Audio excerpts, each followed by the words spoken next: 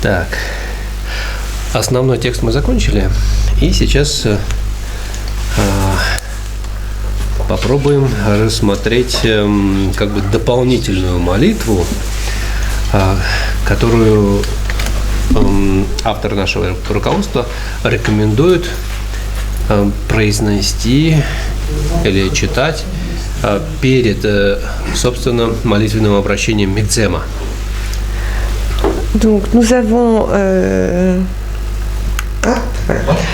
terminé la partie principale du commentaire et là nous allons voir cette prière que l'auteur du commentaire recommande de réciter avant le Мигдзема.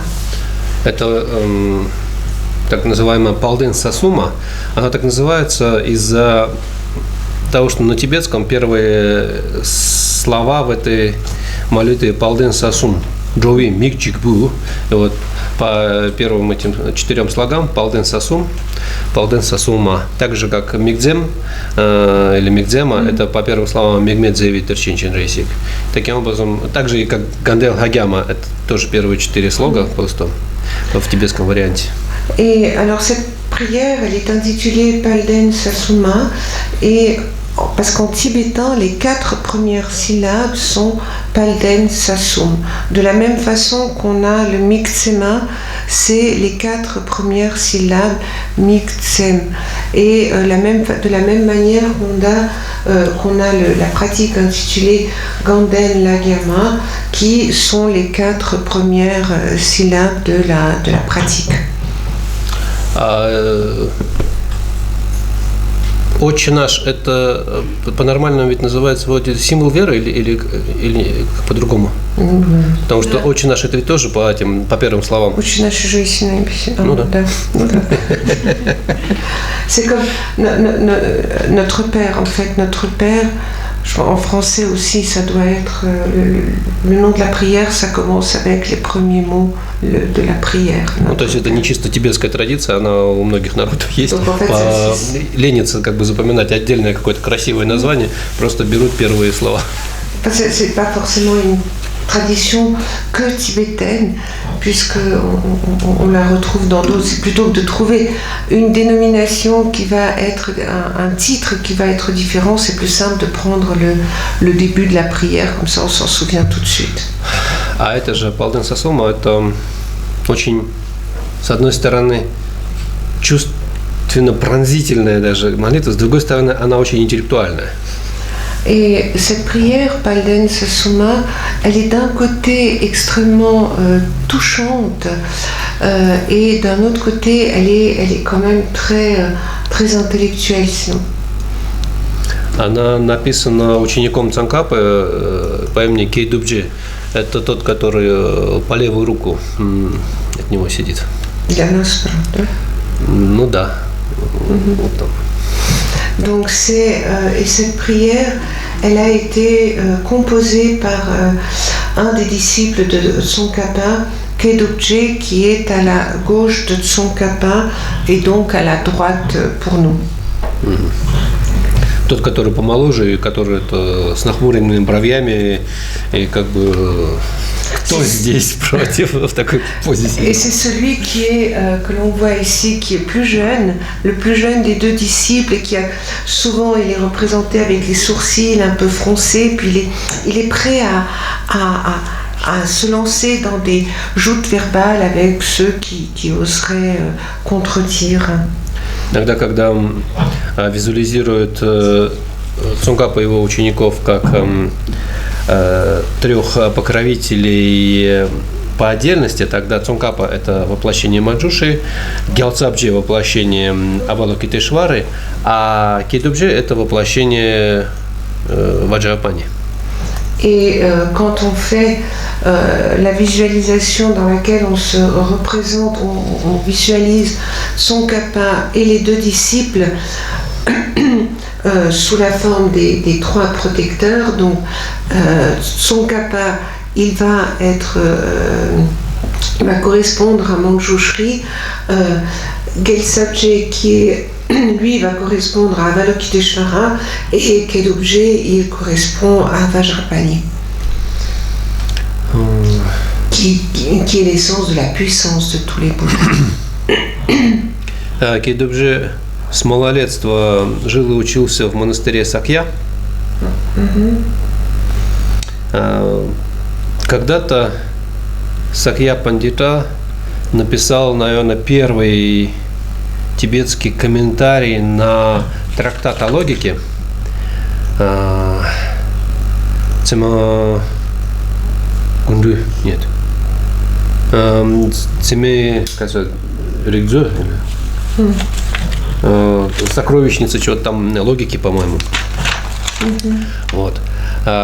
Вот во времена Кейдобже в Тибете был ученый по имени Чаба Чуги Сенге.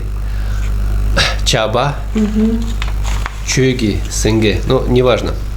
В общем, был некий ученый, который, можно сказать, оформил систему тибетского диспута, тибетского силлогизма. И на основе его наставлений сейчас почти по всем монастырям изучают вводный курс логики Дуйра. Дуйра? Ну, Дуйра. Дуйра.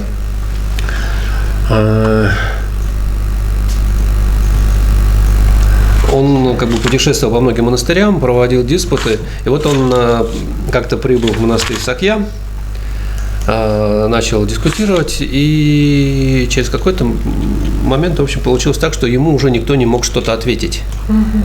И вот он начинает как бы подзуживать, как бы подтрунивать над этими монахами Сакья. Мол, вот когда-то у вас был такой Сакья Пандита, вы когда-то из ваших стен, мол, вышел этот трактат по логике, а сейчас никого нет, кто бы мог мне ответить. Ну, значит, что-то вы это совсем оскудела ваша земля. И тут встает парнишка, ему тогда лет 14 было, и начинает отвечать. И до того довел бедного Чаба Чуги Сенге, что он замолчал и уже не знал, что ответить. Этим мальчиком был как раз Кейдобже. Позже он уже встретил, ну, чуть позже, он еще, по-моему, до 20 лет, встретился с Цонкапо и стал его учеником. Одним из основоположников школы Гелук, как бы.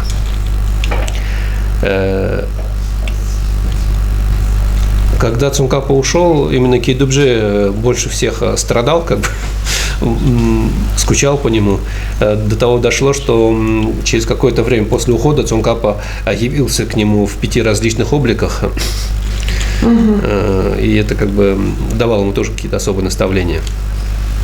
Итак, вот этот Кейдобже написал молитву. То есть она, с одной стороны, продиктована его сильнейшими чувствами к Цонкапе, с другой стороны, его высоким интеллектом.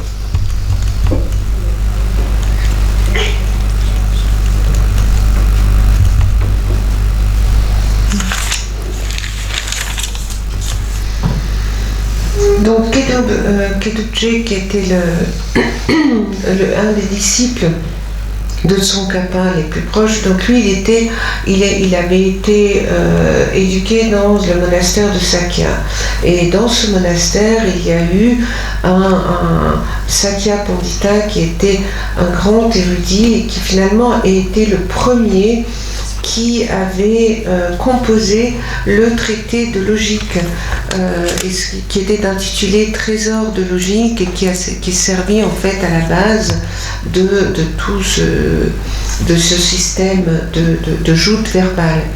Et après, plus tard, du temps de Kedubje, alors qu'il était dans ce monastère, il y avait un autre érudit, donc c'était déjà, qui s'appelait Chaba Chögyal Senge.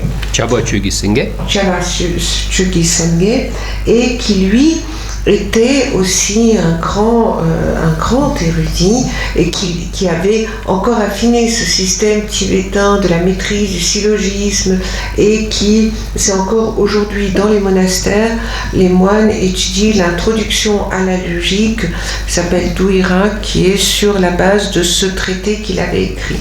Et donc cet érudit voyageait dans le Tibet de monastère en monastère, et un jour il arriva au monastère Sakya, Et il commença il y a eu des joutes verbales avec de différents moines. Et puis à un moment donné, il n'y avait plus personne qui pouvait rivaliser avec lui. Et puis alors là, il dit, mais enfin, qu'est-ce que c'est que ça dans votre monastère qui a été érigé par ce grand savant Sakya Pandita, il n'y a plus personne qui peut rivaliser avec moi. Et là, tout à coup, sorti de parmi les moines, un jeune adolescent de 14 ans, qui, à 14 ans à peu près, qui commença à lui répondre et commença à cette dispute verbale jusqu'au moment où c'est ce Chavachogi Sangye qui n'arrivait plus à répondre à ce jeune garçon qui n'était autre que Kedukje. Et après, il rencontra Tsongkhapa, il devint un de ses plus proches disciples, et c'est lui qui a aussi énormément contribué à créer les fondements de l'école des Gelugpa. Et une fois que Tsongkhapa partit, il était extrêmement triste, il a éprouvé un très profond chagrin, et par la suite Tsongkhapa lui apparut à plusieurs reprises et lui donna des instructions. Et c'est vrai que cette prière qu'il a composée, elle est, comme on l'a dit, elle est à la fois d'un côté extrêmement touchante, emplie de tous ces sentiments profonds qu'il éprouvait à l'égard de ce maître, de même qu'elle est extrêmement poussée intellectuellement.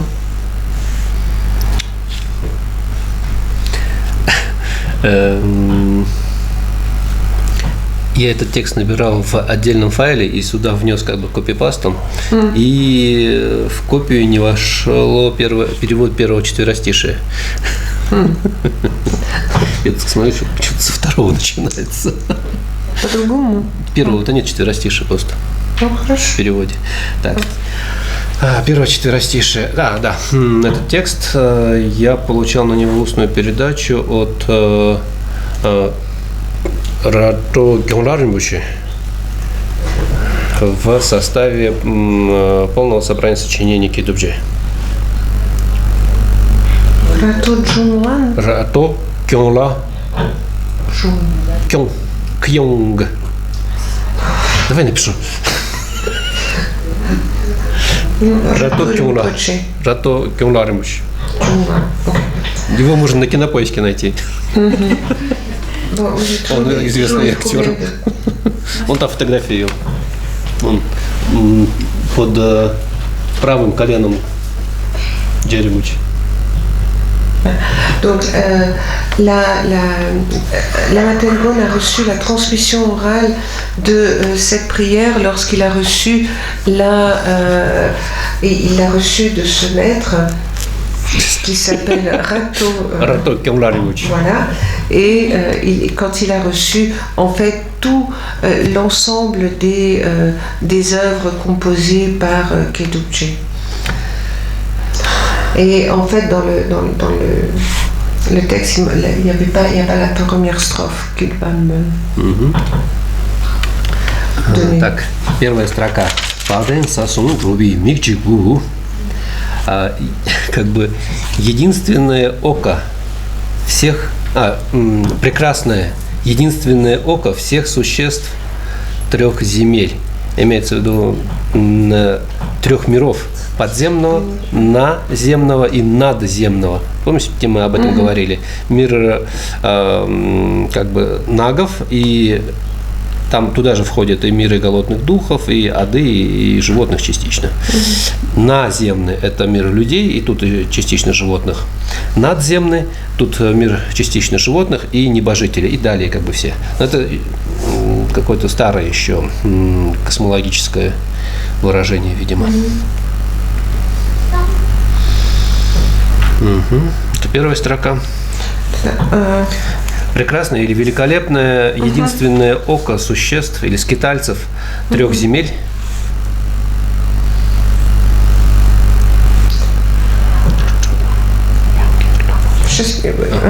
Donc le premier vers, c'est œil unique et remarquable de tous les êtres ou de tous les transmigrants des trois familles, ce qui signifie qu'on a la famille, enfin le monde qui est souterrain, dans lequel il y a les esprits affamés, les nagas, les enfers.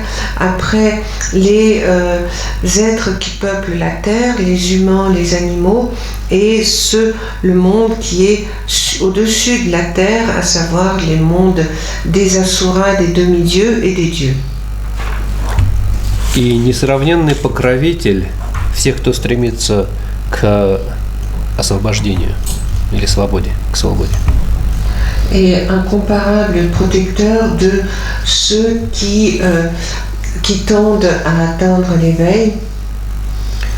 Ты обладаешь состраданием, которое превосходит всех победителей. То есть твое сострадание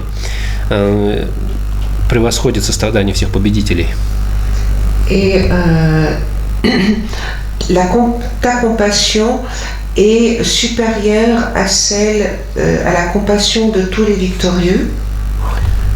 О, несравненный высший гуру, к тебе я обращаюсь с мольбой. Ô gourou incomparable et suprême, je m'adresse à toi avec une supplique, avec une prière. Так, это первое четверостишее. Donc c'est la première strophe.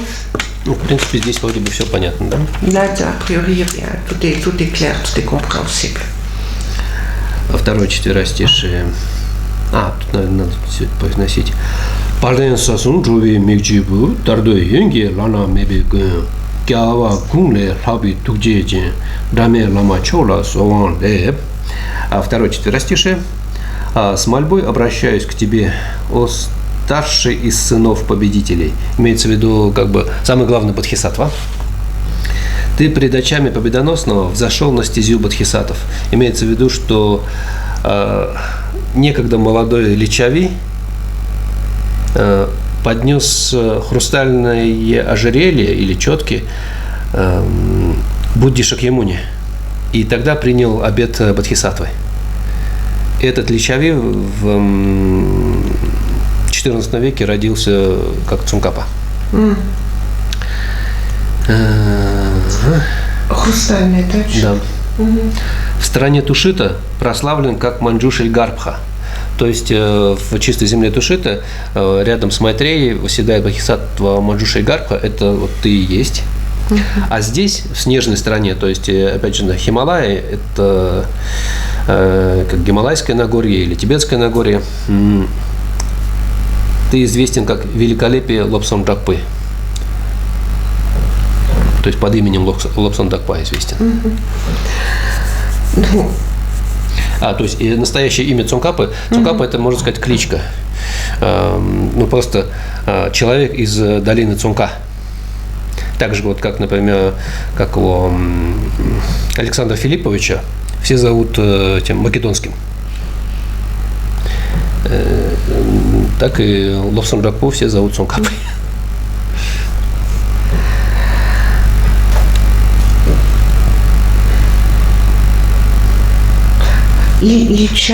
Личхави – это народ в Индии, на севере страны Магадха жили.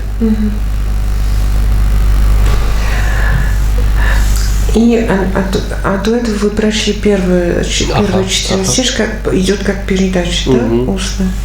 Et donc juste avant de lire la deuxième strophe, Lama Tengon a fait la transmission orale en tibétain de la première strophe de la prière. Donc la deuxième strophe, la voici. Je m'adresse à toi avec une requête, ô aîné parmi les vainqueurs. Devant les yeux du victorieux, tu es entré dans la voie des bodhisattvas. Dans le pays de Tushita, tu es célébré comme Manjushri Garba, et ici, dans le pays des neiges, comme la magnificence de Lobsang Dakpa. Donc, c'est ça veut dire que lui, Tsongkhapa, il est vu comme il est à la fois le principal des bodhisattvas. C'est lui qui avait fait une offrande au Bouddha Shakyamuni d'un mala en cristal, et c'était un jeune Lichava qui était un peuple qui était dans l'Inde ancienne, et parce qu'il avait fait cette offrande, ça lui a permis de renaître au XIVe siècle sous la forme de Tsongkhapa. Après, dans le pays de Tushita, tu es célébré comme Anjo Sri Karpa. Ça signifie que c'est lui qui est à côté de Maitreya dans le pays de Tushita, et ici dans le pays des neiges, c'est-à-dire au Tibet, dans l'Himalaya, il est célébré comme le Tsongkhapa. Mais en fait, le nom de Tsongkhapa, quand on dit Tsongkhapa, c'est un surnom. Ça veut dire celui qui vient de la vallée de Tsong. Tout comme on dit par exemple Alexandre de Macédoine, c'est Alexandre le Grand. Donc Tsongkhapa, c'est ce même surnom qu'il a. Gewi Jengar Janju Chuba Lang Gandren Nesu Jambe Nimburta Kawa Jindir Losang Trabi Pe Gyalse Tubu Kyola Songonde. Третье. С мольбой обращаюсь к тебе, спонтанно воплотившему достоинство. То есть тут как бы игра идет о том, что ты уже давно издревле стал Буддой, но сейчас лишь проявился как человек и без особых усилий воплотил все положительные качества, достиг пробуждения.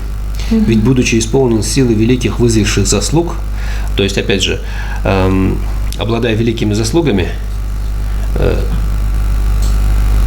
ты всего лишь в течение одной короткой человеческой жизни достиг пробуждения.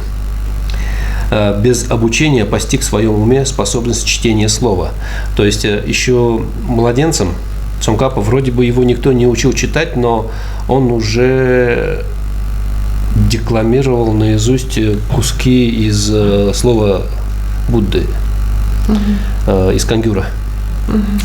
Грамматику санскрита и прочие науки, понимание скрытого смысла знаков.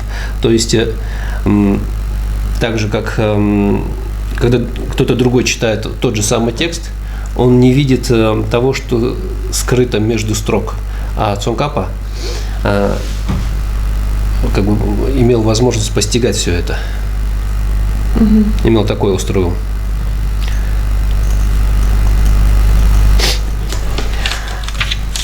Donc pareil, là, il y a eu la transmission orale de la deuxième strophe. Maintenant, la troisième strophe est la suivante. Je m'adresse à toi avec une supplique, toi qui as réalisé les qualités de manière spontanée, car rempli de la force de profondes qualités qui ont fini de mûrir, sans étude tu as atteint la capacité de lire la parole, la grammaire du sanskrit et autres sciences permettant la compréhension du sens secret des signes. Donc ici, ça signifie toi qui as réalisé les qualités de manière spontanée. Pourquoi? Parce que finalement Tsongkhapa, il est Bouddha depuis longtemps, il a atteint la bouddhéité depuis longtemps, donc c'est pour ça que c'est pas compliqué pour lui de réaliser ses qualités. C'est que comme il avait déjà tout cela en lui, il a pu, tout petit encore, il savait lire et il pouvait réciter des extraits, il connaissait par cœur des extraits de la parole du Bouddha, enfin des extraits du Kangyur. Et la quatrième ligne, c'est vrai qu'il comprenait de manière pareille, spontanée, instantanée, le sens secret que l'on peut, qui peut exister dans la grammaire du sanskrit ou d'autres sciences. Gyachin sonam mimbi tudembe songrang loda lejira dalaso dato tsula mala tusuchu yonren lunzu kyola songande. Четвертое. Как только светило твоего тела взошло проявившись из облака матери. Ну, тут как бы обыгрывается, что его тело подобно солнцу, мать подобна облаку, и вот как бы, как только он родился, ты узрел совершенные блага сансары, то есть все положительные качества сансары, то, что обычно другим существам это нравится, ты узрел совершенные блага сансары как танец молний, то есть то, что кажется красивым, может быть, может чарующим, но оно пусто, тленно. После него ничего не остается, оно разрушается моментально. Ага, ты узрел совершенно блага сансары, как танец молнии. И поэтому с мольбой обращаюсь к тебе, навсегда отбросившему дружбу с ними. То есть отказавшемуся от этих благ сансары, отвернувшемуся, точнее.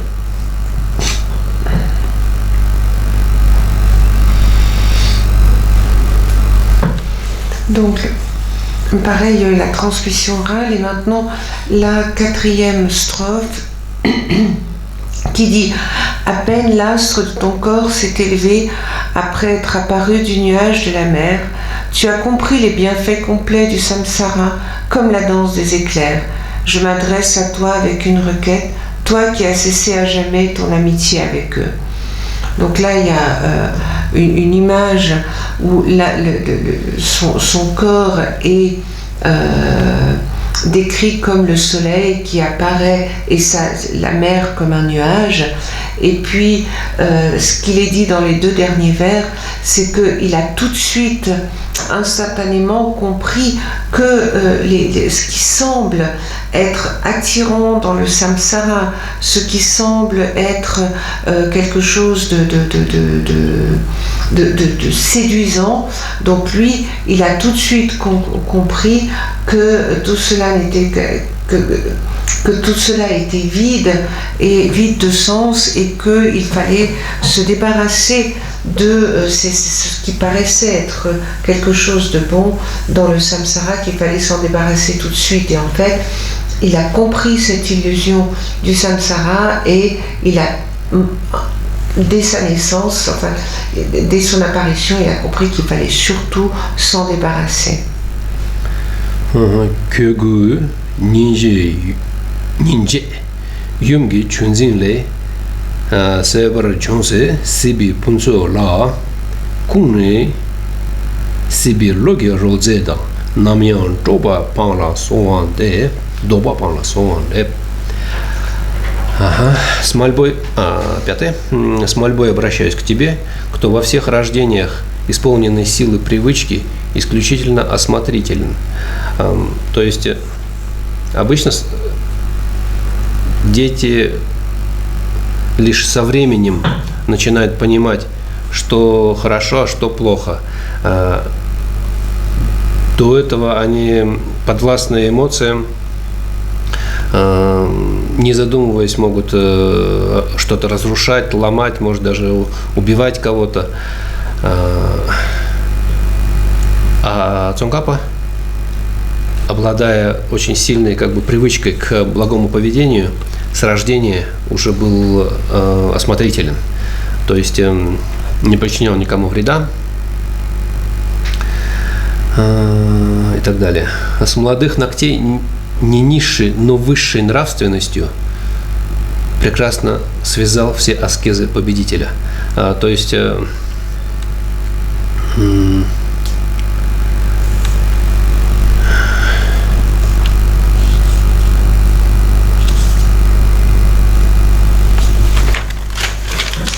все виды нравственного поведения, которые описаны Буддой, иногда может показаться, что между различными уровнями есть какие-то противоречия. Цонгкапа же объясняет это все как единую систему, в которой нет противоречий. Тут про это говорится. Shongnu Ningне Gyawi Dushu Gung Mame Tsujin Chuge Ledam Shing Kiwa Gundu Chiktu Bayo La Gumbi Tudin Kyola Songan Eb. Donc on arrive à la 5e strophe, et pour laquelle il y a déjà eu la transmission. Donc, qui est la suivante. Je te supplie, toi, qui dans toutes tes renaissances, plein de la force, de l'habitude et particulièrement attentionné, depuis le plus jeune âge, tu embrasses l'éthique supérieure et non inférieure, en regroupant toutes les pratiques ascétiques du victorieux.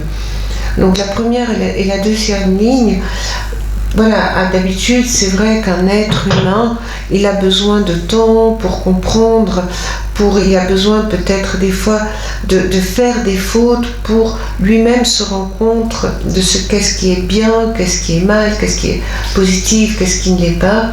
Et alors que son kappa, ça c'était quelque chose, du fait de ces nombreuses renaissances, c'est quelque chose qui est venu instantanément. Et les deux dernières lignes, elles disent que c'est vrai que parfois, quand on étudie les différents aspects de la conduite éthique telle que décrite par le Bouddha Shakyamuni, on a des fois l'impression qu'il y a différents niveaux et que certains de ces niveaux peuvent sembler contradictoires. Or, Tsongkhapa, lui, il explique dans ses enseignements que finalement il y a toutes ces pratiques, dans ces pratiques il n'y a aucune contradiction. Так, следующее, 6-е четверостишее.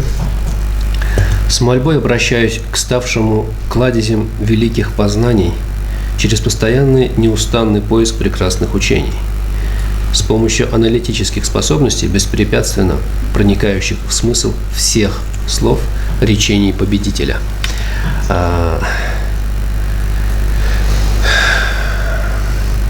То есть, опять же, изучая слово победителя, то есть тот же в тибетском варианте это называется кангюр или трипитаку, что-то, может быть, и будет понятно, но очень многие слова не совсем понятно, к чему это сказано, зачем и что имеется в виду. Для Цонгкапы же, так как он все время тренировался в том, чтобы понимать такие сложные вещи, его интеллект, будучи как бы натренированным, без каких-то проблем постигает все, что сказано Буддой.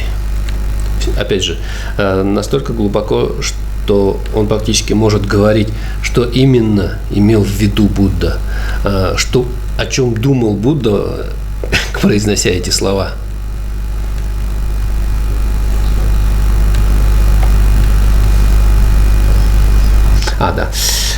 Gyalvi songra kungi tsikdong lam toba mebara chubi namchoyoki tagdo leshe tsuba lur lambe gyachin kimbe terla sovan de.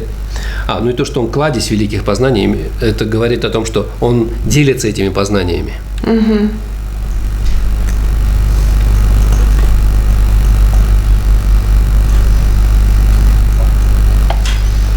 Donc là, c'est la 6e strophe pour laquelle il y a eu également la transmission en tibétain, donc qui est la suivante. Je supplie celui qui est devenu le trésor de tous les profonds savoirs, grâce à la quête ininterrompue de merveilleux enseignements, à l'aide de ses capacités analytiques qui sans répit pénètrent le sens de tous les mots des paroles du victorieux. Donc, c'est vrai que les paroles de Bouddha qui sont arrivées jusqu'à nous et qui sont le kangyur, parfois ou les 3 corbeilles, parfois c'est pas. Il y a certaines qui semblent pas très claires de prime abord et on a des fois de la peine à comprendre quel est l'objectif, pourquoi est-ce que ça a été écrit. Et lui, Tsongkhapa, comme il a été entraîné depuis tellement longtemps à comprendre ces paroles, il comprend d'emblée qu'est-ce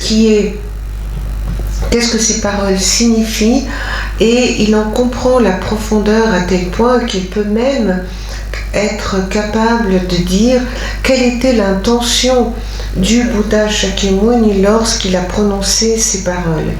Et quand on parle, quand on le décrit comme un trésor, ça signifie qu'il partage toutes les connaissances qu'il maîtrise.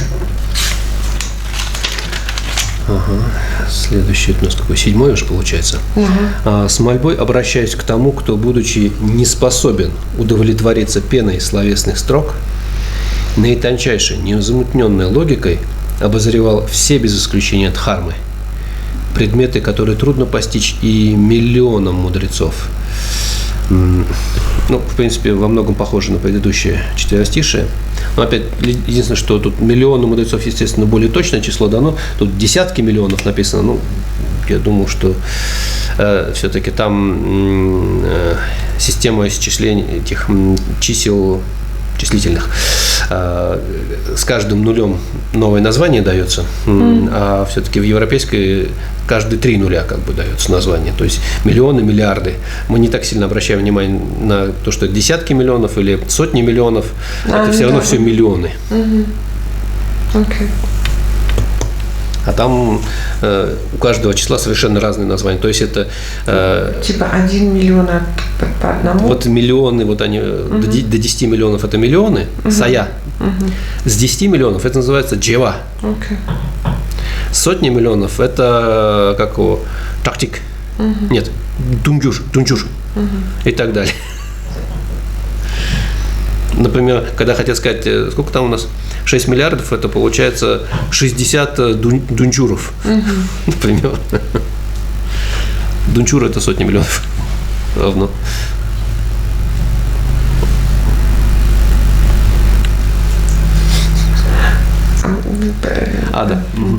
Да. Ну да. Цектен пөве ngomba mingashing kecho jive topar kavine shipjin cheta teme ripai malu chugum sigla sowande. Donc la 7e strophe, je supplie celui qui, incapable de se satisfaire de la mousse des énoncés de mots, à l'aide d'une logique fine et pure, a étudié sans exception tous les points du Dharma, difficiles d'accès même pour des millions de sages. Donc, ici, le sens de cette 7e strophe est assez similaire à la précédente, peut-être une précision quand dans l'original, parce qu'en tibétain, on va parler, là on a traduit par des millions de sages, et en tibétain c'est 10 millions de sages, simplement parce qu'ils vont avoir une manière, nous on va passer des millions et après on va passer aux milliards, alors qu'en tibétain il va y avoir des noms spécifiques pour ils ont un nom jusqu'à 10 millions, après ça va être un nom à partir de 100 millions, et voilà. Donc, mais finalement, là, on a juste le nombre de millions sans spécificité qu'en fait, on parle de 10 millions. De toute façon, c'est beaucoup.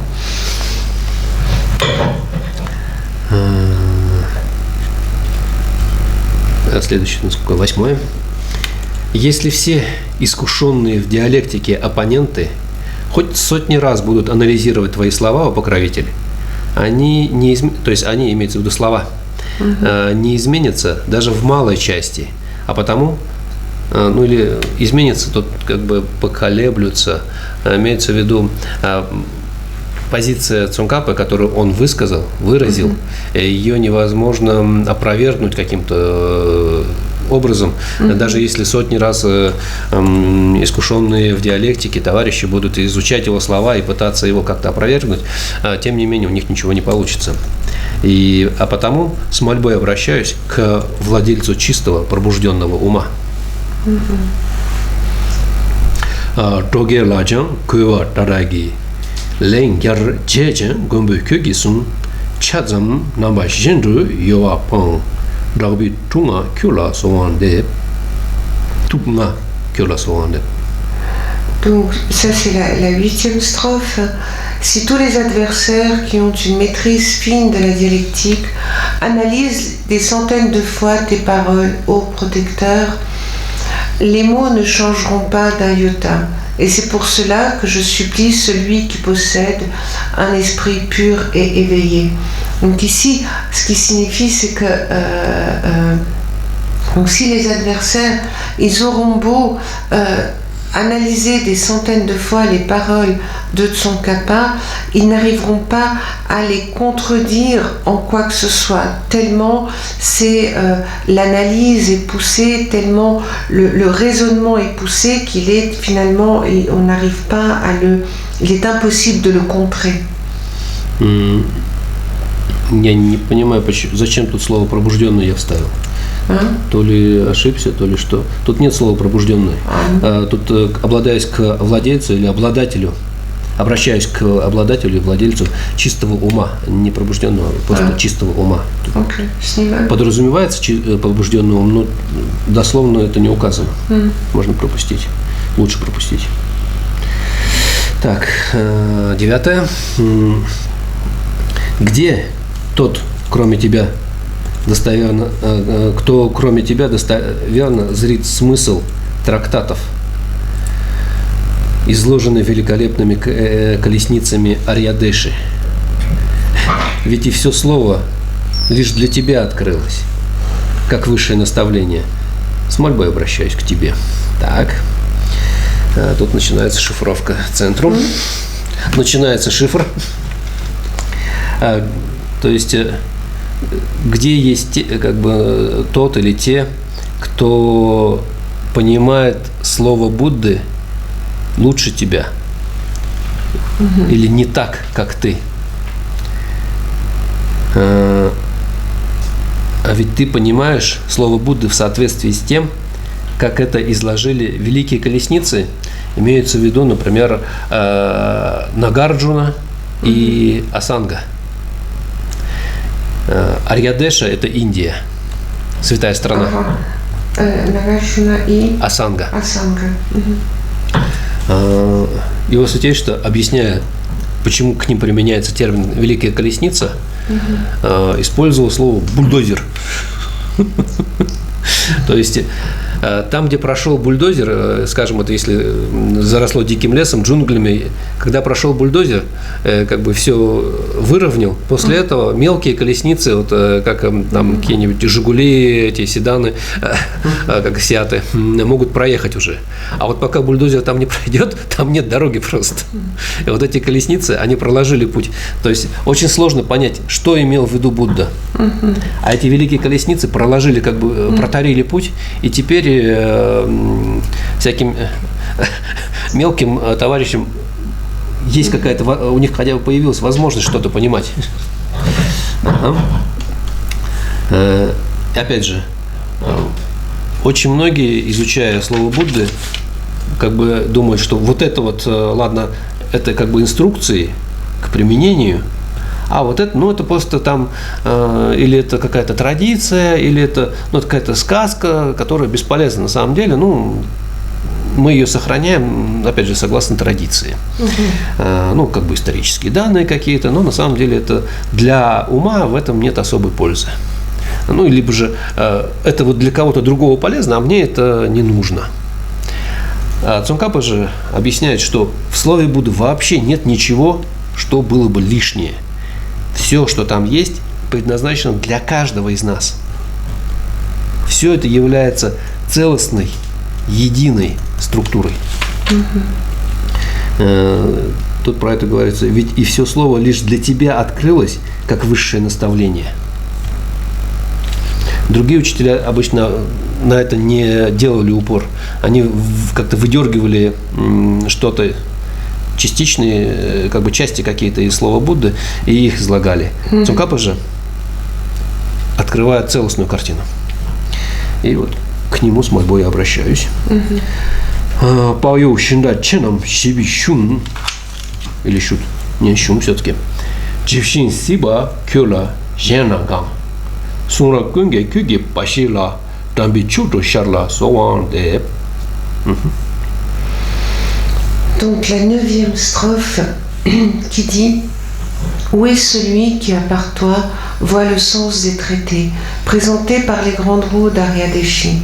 parce que l'ensemble de la parole s'est ouvert uniquement à toi. Comme des instructions suprêmes, je m'adresse avec une requête. Donc ici, ce que ça signifie, c'est que on est voilà, c'est que tu fais parmi tu es celui qui comprend complètement le sens de la parole de Bouddha, parce que et c'est vrai qu'il y a eu qui comprend directement. C'est le sens, et qui ont été présentés par les grandes mots d'Aryadesha. Qu'est-ce que ça signifie?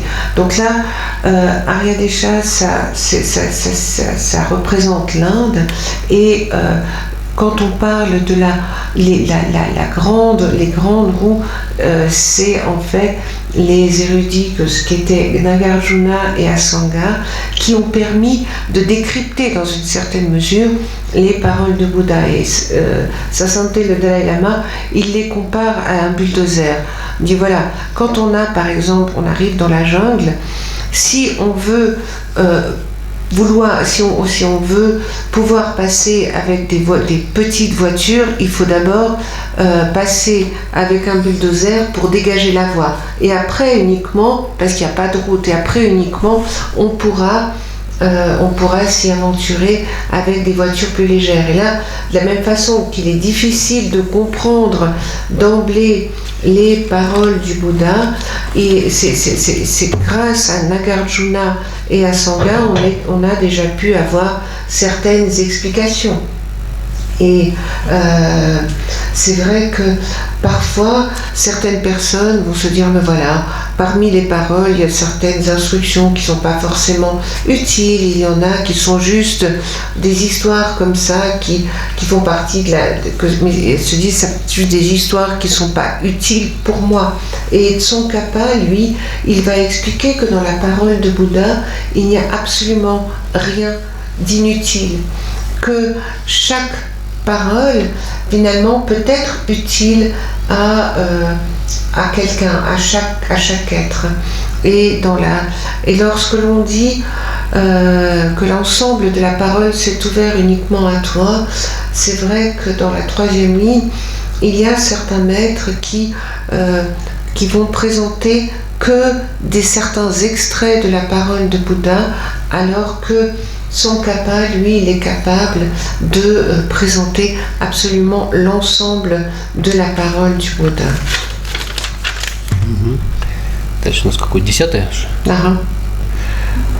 А потому, когда ты повседневно или всегда, отдыхая на коронах всех высших мудрецов, вдруг лотосами стоп оставишь письмена на окаймленной морями, то даже пылинка, которой касались они, стопы, становится для скитальцев объектом почитания, ступой.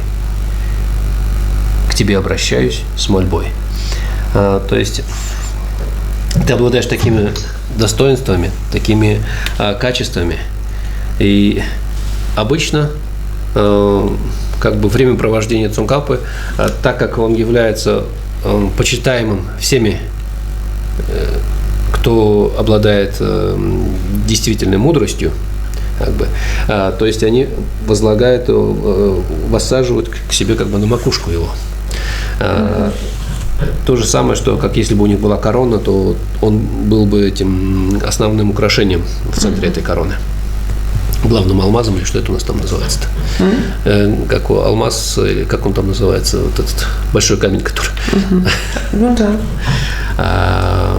Вот. И вот вдруг, если бы он из своего вот этого состояния вдруг решил пройтись по земле, то есть лотосами стоп оставил письмена на окаймленные морями, то есть все материки, все континенты окаймлены морями, так ведь? Поэтому вместо слова «земля» здесь используется окаймленная морями. Вот если бы он на этой окаймленной морями оставил письмена следов от своих ног, то даже пылинка, которой касались его ноги, в следе его ноги, становится для скитальцев, то есть для всех существ, объектом почитания. То есть тем же самым, что ступа. Вот к такому обладателю такими качествами я обращаюсь с мольбой.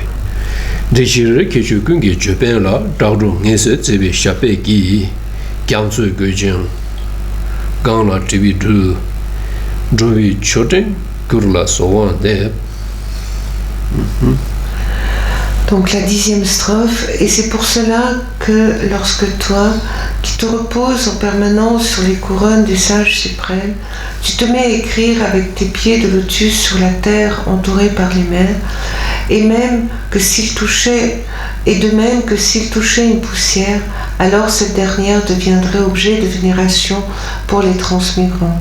Et c'est pour cela que je t'adresse une supplique. Donc cela signifie qu'il a, son kappa a de telles qualités qu'il est respecté par tous ceux qui ont atteint un niveau de sagesse et qui finalement le mettent sur le sommet de leur tête, sur lequel il devient comme une couronne et un joyau. Et si il quitte cette couronne pour marcher sur la terre, à ce moment-là, ses pieds de lotus, et donc là, la terre, finalement, on l'appelle entourée par les mers. Nous, on vous donne, là j'ai mis la terre, mais le nom qui est mis dans le texte, c'est entouré par les mers, parce que la terre, elle se retrouve toujours entourée par les mers. Et c'est que si, avec ses pieds de lotus, donc si les pieds touchaient ne serait-ce que un peu de poussière, alors ça deviendrait un objet de vénération, ça devient comme une stupa pour l'ensemble des transmigrants.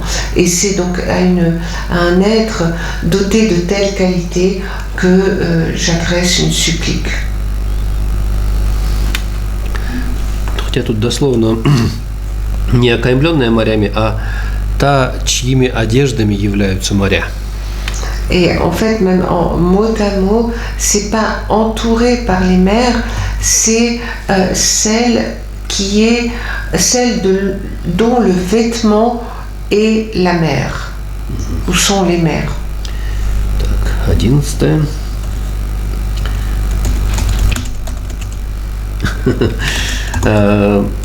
Даже если всеведение победителя, даже всеведение победителя, сколько бы скрупулезно не выискивало в твоем уме мельчайшие проступки от послабления нравственности чистых дисциплин, не увидит хотя бы и части их. С мольбой обращаюсь к тебе. То есть Цунгкапа обладает настолько высокой нравственностью, чистой высокой нравственностью, что он не допускал ни малейших ошибок, никаких послаблений нравственной дисциплины.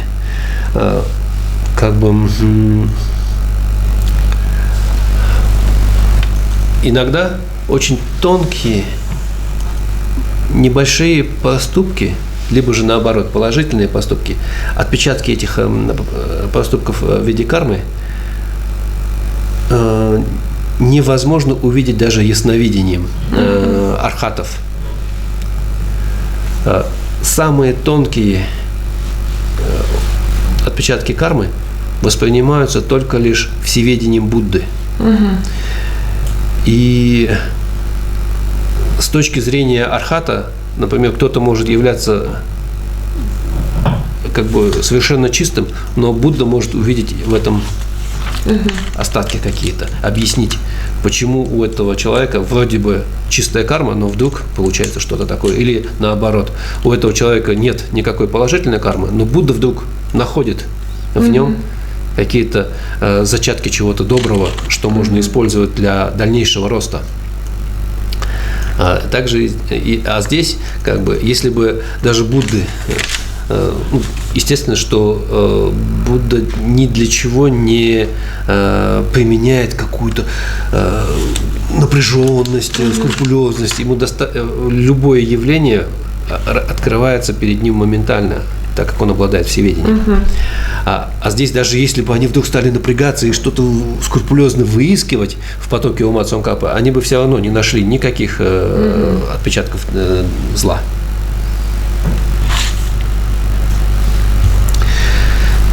Gyawi kimbe chizan lekje chan kyugi tula namda labi tim lobar rigibi nyewa chamoni chazam siwa pongla soan de. Donc là, c'est la 11e strophe. Même l'omniscience du victorieux, quand bien même elle chercherait activement et scrupuleusement d'infimes manquements résultant d'un affaiblissement de l'éthique des pures disciplines, qu'elle n'en verrait même pas une partie. Je m'adresse à toi avec une supplique. Donc, ce que ça signifie, c'est que Tsongkhapa avait une telle éthique tellement pure qu'elle n'était entachée d'aucun défaut, même les plus subtils. Donc parfois, c'est vrai qu'on peut, il y a des êtres qui peuvent avoir encore des empreintes les plus karmiques, les plus subtiles, qui ne sont pas visibles, et puis même il peut y avoir des arhats pour lesquels il semble qu'il n'y a plus rien, mais le Bouddha peut quand même voir certaines empreintes extrêmement subtiles, que ce soit qu'il s'agisse d'un karma qui soit pur, qui semble pur, ou d'un autre côté, il peut de la même façon voir qu'un être qui semble ne pas être si positif que ça, le Bouddha, lui, il verra qu'en fait, il aura quand même des empreintes positives qui sont en lui. Et là, en ce qui concerne et le Bouddha, qui est omniscient, il voit ça directement. Il n'a pas besoin de faire d'efforts pour essayer de trouver ces empreintes les plus subtiles. Et là, ce qui est dit, c'est que quand bien même le Bouddha ferait des efforts, il ne trouverait aucune empreinte négative. Parce qu'il n'y en a pas. Так, ну ладно, еще одно. Это у нас 11-е получается. Как и у водных... 12-е.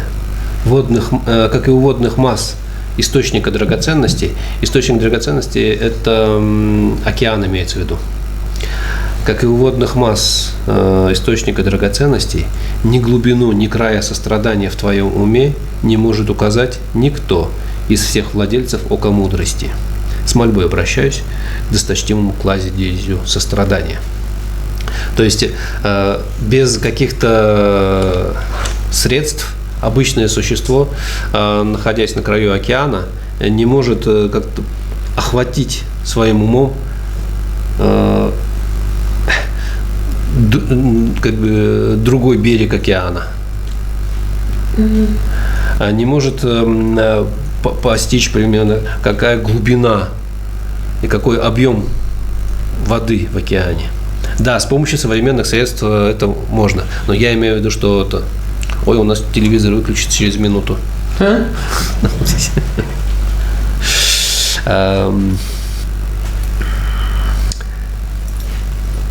Это как бы обычные существа не могут воспринять относительно водных масс океана. А даже не обычные существа, а обладатели ока мудрости, то есть, вот, например, различные защитники, которые являются надмирскими, у них обычно третий глаз вот нарисован бывает. Это не так, как у Лобсам Рампы, а как бы это олицетворяет собой их способность постигать истинную природу явлений, обладание оком мудрости. Даже они, пытаясь охватить своим взором ширину и глубину сострадания Цонгкапы, не могут сделать этого. Даже они не могут своим взором охватить глубину и ширину сострадания Цонгкапы. И вот с мольбой обращаюсь к такому досточтимому кладезю сострадания. Опять же, кладезь, он делится им, использует его. Кладезь, то есть он направляет это сострадание на существ. Существа как бы испытывают на себе его сострадание.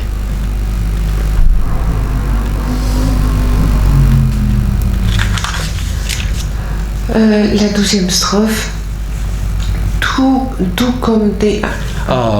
Rinchen June Chui Pombo Shing, Kyoto Ninje Tingta, Jizam She, Yeshe Chenden Kungi Yule de Jizum Tuje de la Sonde. Donc la 12e strophe. Tout comme dans les volumes d'eau de la source de joyaux, aucun de ceux qui possèdent l'œil de la sagesse ne peut indiquer ni la profondeur ni les limites de la compassion de ton esprit. Et je m'adresse avec une supplique au vénéré trésor de compassion. Donc ici, la source de joyaux, ce sont les océans. Donc sans moyen, c'est aucun des êtres qui habitent, enfin qui se retrouvent au bord de l'océan, ne peuvent imaginer déjà où se trouve l'autre bord de l'océan, quel est le volume d'eau qui est... quels sont les volumes d'eau qui composent l'océan. Alors bien sûr, aujourd'hui, on arrive à faire des mesures, mais en regardant l'océan, on est incapable de se dire combien est-ce que ça représente de volume, et les êtres normaux ne peuvent pas appréhender cela. Et même ceux qui possèdent l'œil de la sagesse, c'est-à-dire ce sont les protecteurs qui, grâce à leur troisième œil, ont la capacité d'appréhender la véritable nature des phénomènes. Donc, tout comme les êtres normaux ne peuvent comprendre quels sont ces volumes d'eau de l'océan, aucun de ceux qui ont même cette capacité d'appréhender la véritable nature des phénomènes ne peuvent appréhender la profondeur et les limites de la compassion de l'esprit de Tsongkhapa. Et c'est à lui que je m'adresse, lui, le vénéré trésor de compassion, toujours ce trésor dans le sens que c'est ce trésor qu'il est prêt à partager, à donner à l'ensemble des êtres.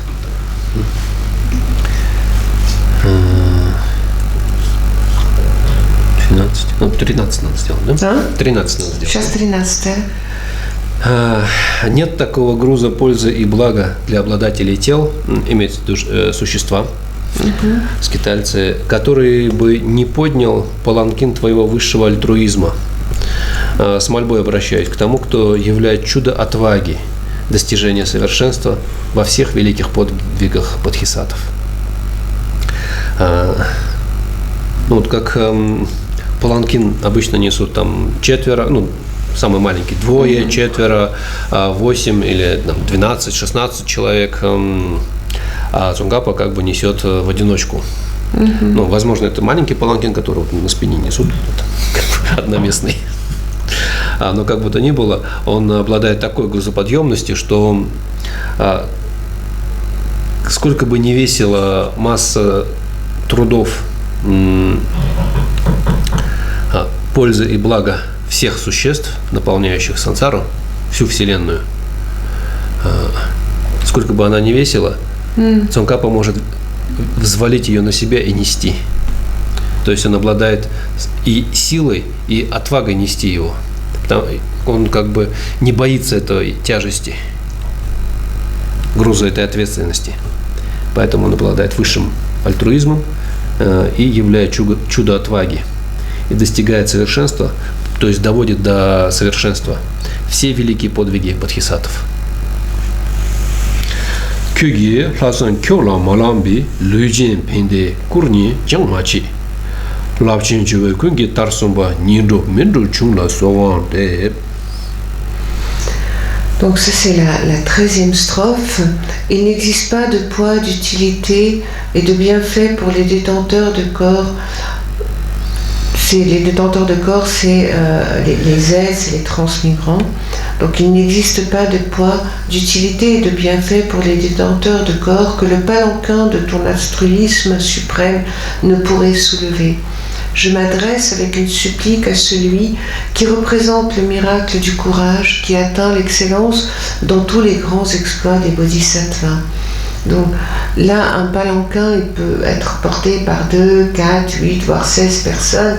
Ici, Tsongkhapa, il a une telle force qu'il peut soulever, il est seul à soulever grâce à son altruisme suprême,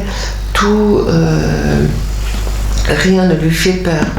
Et Tsongkhapa représente aussi le miracle de ce courage, puisqu'il peut avancer et c'est pour ça qu'il atteint l'excellence dans tous les grands exploits des bodhisattvas. На этом пока остановимся. Donc aujourd'hui, on va s'arrêter là. Вопросов нет, так ведь? Il ne doit pas y avoir des questions, je suppose. Вроде бы нету. Чатик пустой, чистый.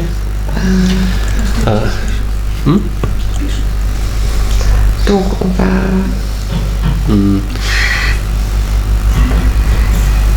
Если собираетесь написать, просто сначала восклицательный знак отправьте. Так, значит, вопросов нету. Puisque là, pour l'instant, il n'y a pas de questions. Давайте перейдем к практике. On va faire la pratique. Так, ой, у нас 20 минут осталось. Сначала, опять же, на своем языке, а потом на тибетском. Давайте по одному разу, без повторов. По одному разу каждый, да? Donc aujourd'hui, on va faire la pratique. Tout d'abord, vous le faites dans votre langue et après, nous allons le faire en tibétain et on fait une fois en français ou russe et puis dans votre propre langue et une fois en tibétain. Сегодня с инструментами. Et aujourd'hui, avec les instruments. En le Bouddha, le Dharma et la Sangha, je prends refuge jusqu'à l'éveil. Par les accumulations issues de ma pratique de la générosité et les autres paramitas, puissais-je atteindre l'état de Bouddha pour le bien de tous les êtres. Sangye chudan soge chonam la janchu bardo dani kyapsu chi dagi jinsu gibi soknam gi drola penchera sangye dubar shu. Puissent tous les êtres connaître le bonheur et les causes du bonheur. Puissent tous les êtres être libérés de la souffrance et des causes de la souffrance.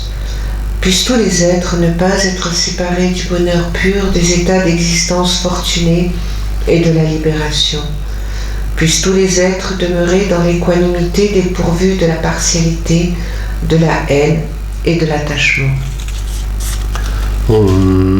Semjen tamjen devaran devi gyuran dembara gyurachi semjen tamje dunge dam dunge gi gyuran dawar gyurachi semjen tamje dunge mebi devaram in dawar gyurachi semjen tamje nirin chadang nidang davi tanyola nebar gyurchi. Kandelagama. Du cœur du protecteur des 100 déités de Tushita provient un nuage semblable à du yaourt blanc et frais. Omniscient le Sangdrakpa, droit du Dharma, entouré de vos fils, je vous invoque.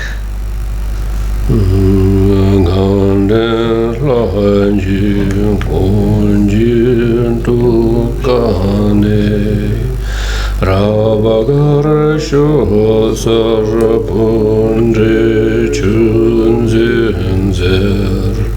Chugi Gehabo Kunkelo Sanda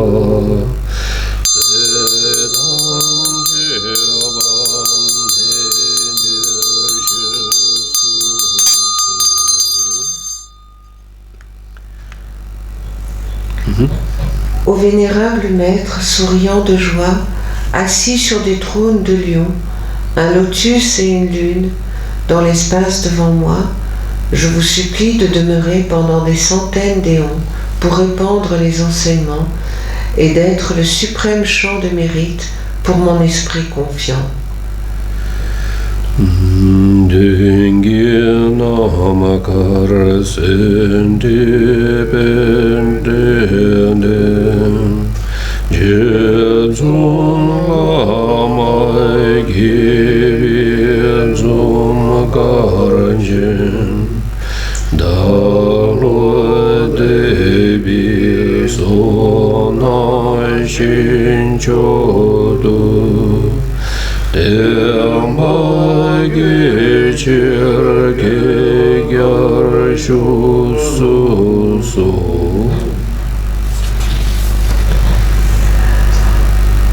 Votre esprit a l'intelligence qui comprend la totalité des connaissables. Votre parole, avec vos excellentes instructions, devient un ornement pour les oreilles des êtres fortunés. Votre corps est lumineusement beau et glorieux. Je me prosterne devant vous, qui apportez bienfait à ceux qui vous aperçoivent, vous entendent ou se souviennent de vous. Здесь первая строка мы как бы вздымаем ваджру, вторая строка звоним в колокольчик, третья строка совершаем мудру лотосового вращения и четвертая строка складываем ладони. Donc la première ligne, on montre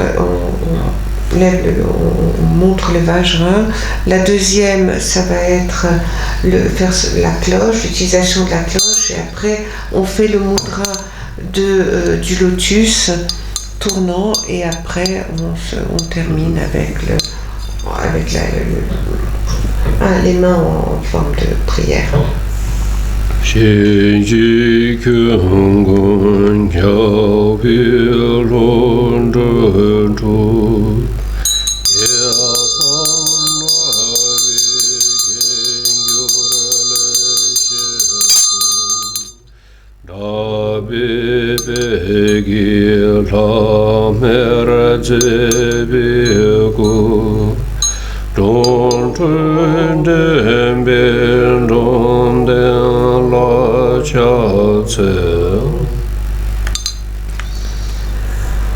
De plaisantes eaux d'offrande, des fleurs variées, de l'encens savoureux, de la lumière et de l'eau parfumée, cet océan de nuées d'offrandes actuelles et visualisées, je vous la présente, ô suprême champ de mérite.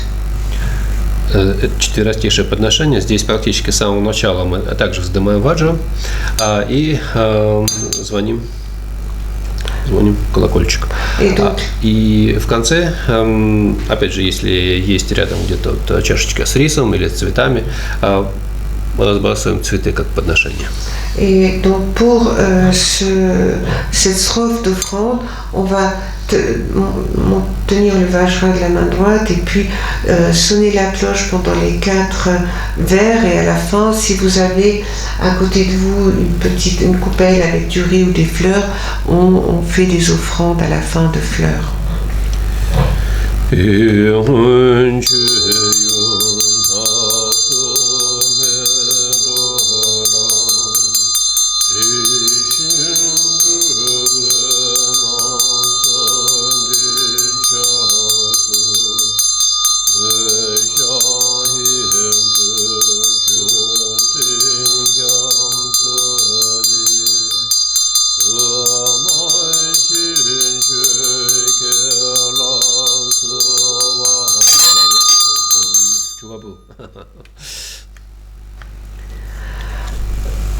Quelles que soient les non-vertus du corps, de la parole et de l'esprit que j'ai pu accumuler depuis un temps sans commencement, et surtout quelles que soient mes transgressions des 3 vœux, je les confesse encore et encore avec tout mon être.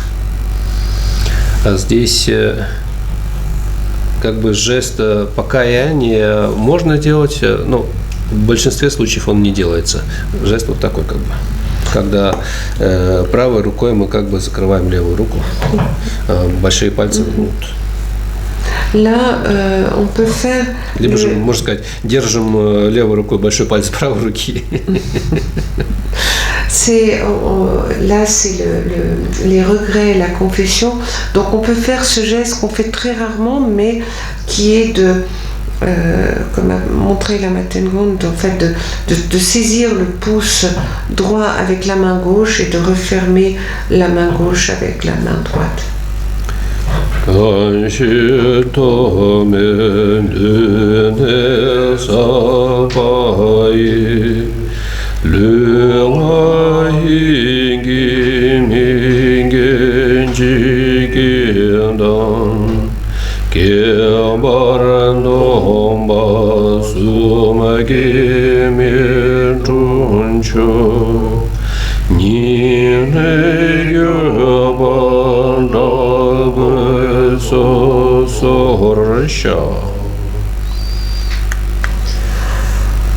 Du plus profond de notre cœur, nous nous réjouissons, ô protecteur, des grandes vagues de votre activité. Vous qui vous êtes efforcés dans l'étude et la pratique en cette ère de déclin et avez donné un sens à la vie en abandonnant les 8 dharmas mondains. Здесь особых жестов обычно не делается. Дальше. Là, on fait rien. On fait pas de geste.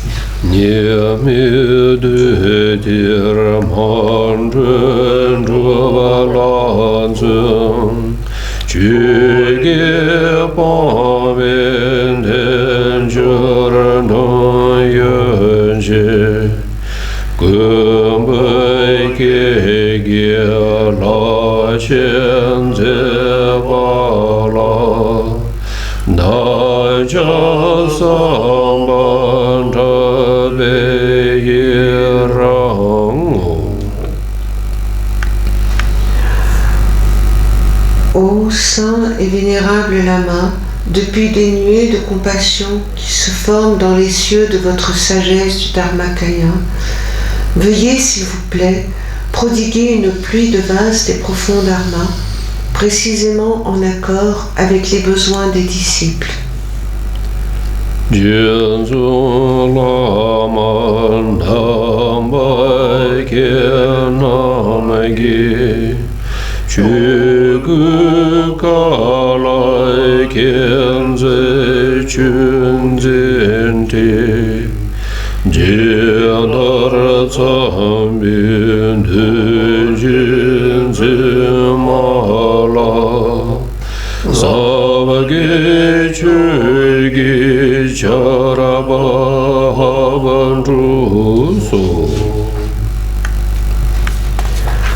Je dédie les quelques vertus que j'ai pu accumuler au bien des enseignements de tous les êtres sensibles, et en particulier pour que les enseignements essentiels du vénérable Tsongkhapa brillent pour toujours.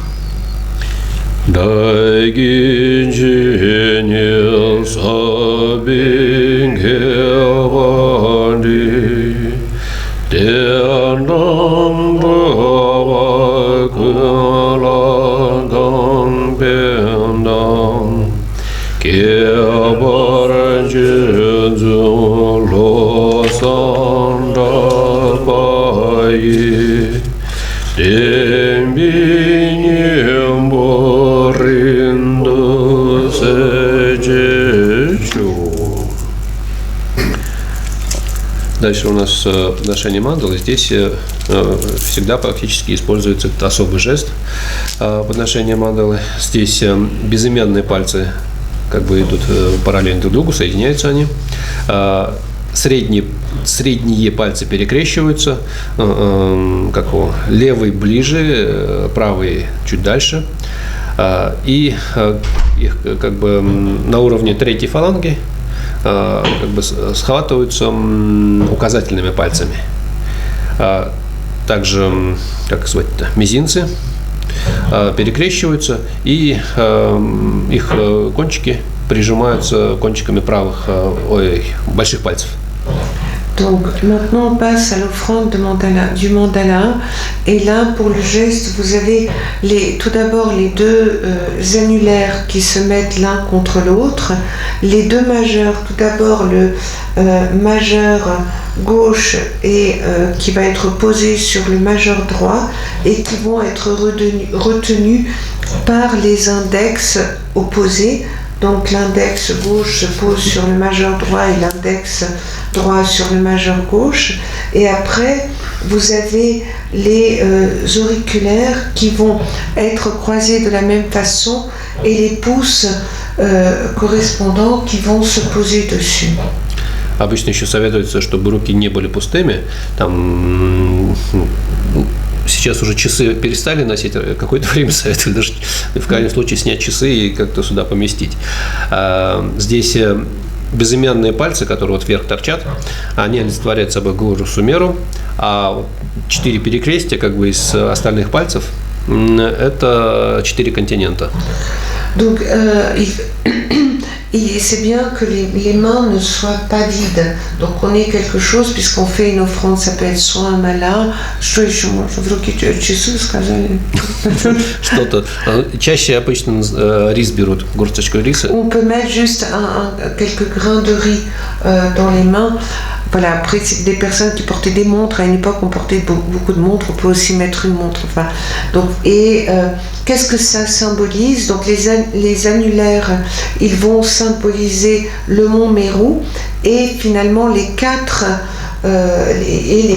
continents qui se trouvent autour. Без мантры. Мантры потом есть. Cette base ointe de parfums, ornée de fleurs, du mont Meru, des 4 continents, du soleil et de la lune, je l'imagine comme une terre de Bouddha, et je vous l'offre, puissent tous les êtres bénéficier de cette terre pure. Chen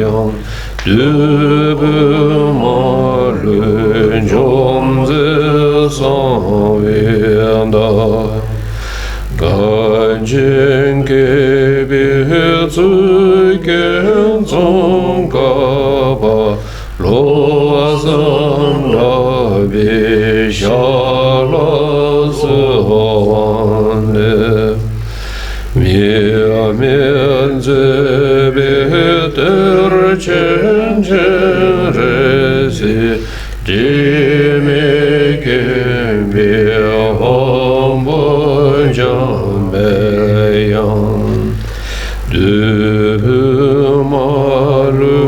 Jomze Sanvenda Ganjin Kebi Tsuken Tsongkaba Loazan Rabi Shala Sehwande Loazan Rabi Shala Sehwande.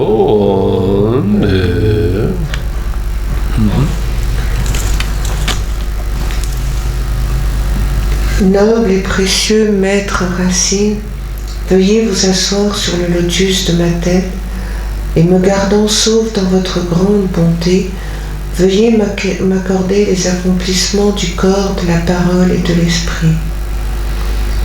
Noble et précieux maître Racine, veuillez vous asseoir sur le lotus de mon cœur et me gardant sauve dans votre grande bonté, veuillez m'accorder les réalisations communes et suprême.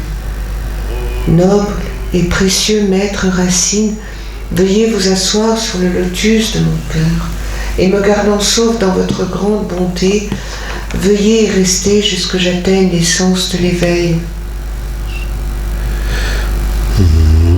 Palden Zavi Lama Rinpoche Dagin Jehor Bimiden Shula Gagin Chemun Gune Jezunde Kusum Tugin Hudu Zenduso Palden Zavi Lama Rinpoche Dagin Jehor Bimiden Shula Gagin Chemun Gune Jezunde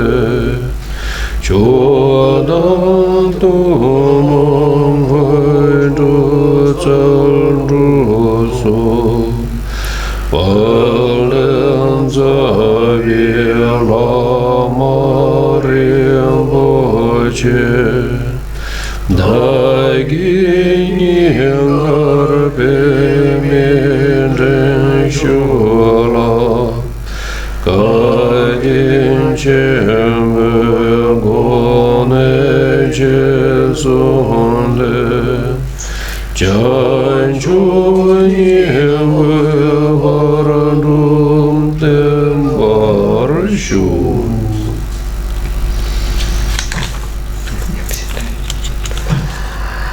À travers le fil de mes vies futures, puisse le victorieux de son kappa venir à moi et être mon guide spirituel dans le Mahayana, afin que de cette bonne voie louée par les vainqueurs, je ne puisse m'écarter un seul instant.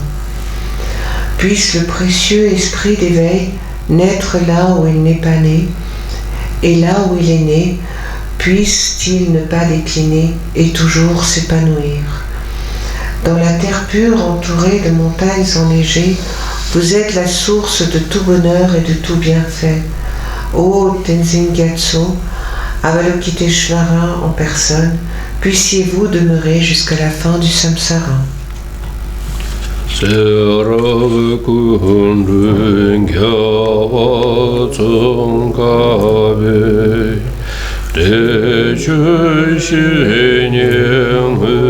sun zebidu Gyabe ngabi lama sanje nyele Gechin zayang barma gyurachi Janju zenju rinpoche Magi avana engi gyurachi Geva nyamba me baraya Kune kundu me barashu Kanri ravi kurvi shinkam dir Penan deva malu jumbine Jinre sivam tenzin gyansui Shabe siti paradu tengyur chik. Благодарю за внимание. Merci pour votre attention. До встречи завтра. Et à demain.